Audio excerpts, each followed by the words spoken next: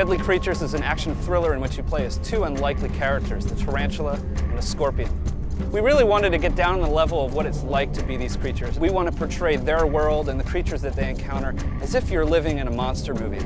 We presented the stories of the tarantula and the scorpion in a way that they cross over each other's paths, and the player gets to see the evidence of what one did in another area. We alternate chapters, play one chapter as the tarantula, then as the scorpion, but this fragmented narrative allows you to see events from both creatures' perspective.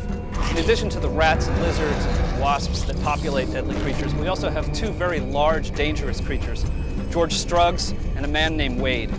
Struggs, he's really the main bad guy of the game. He's this weathered gas station owner that lives out in the desert. Wade, he's more of your gun for hire, but not really the smartest guy.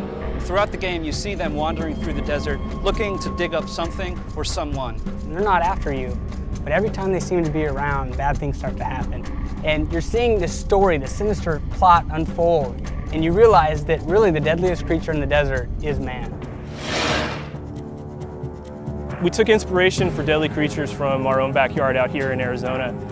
We looked around and saw that some of the coolest, most recognizable creatures in the world existed out here. Both the tarantula and the scorpion have such unique morphologies and unique bodies and attacks and abilities. They're so different than anything else on planet Earth. Now, most people don't want these creatures anywhere near them, but we thought that they would make terrific candidates for a game in which you actually get to use controllers. Being able to use the Wiimote as your stinger, or being able to pull the wings off a creature, just really felt natural for the Wii. Most games limit you to one plane, the ground. But in a game where you're playing as a tarantula and a scorpion, we let you crawl up walls and even across the ceiling. And we keep the camera with you at all times so that you always get this shifting sense of constant discovery as you're viewing the world from a variety of really unexpected angles.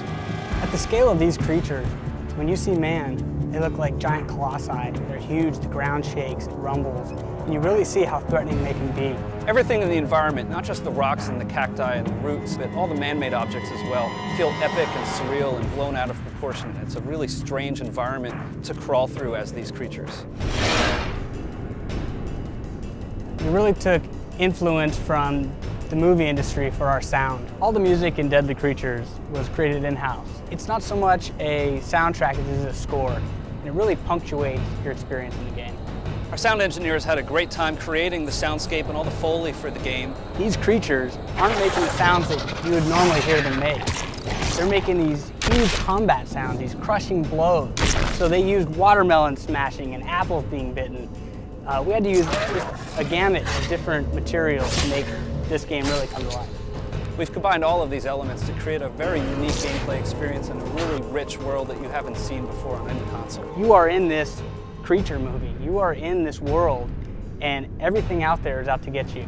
It's kill or be killed.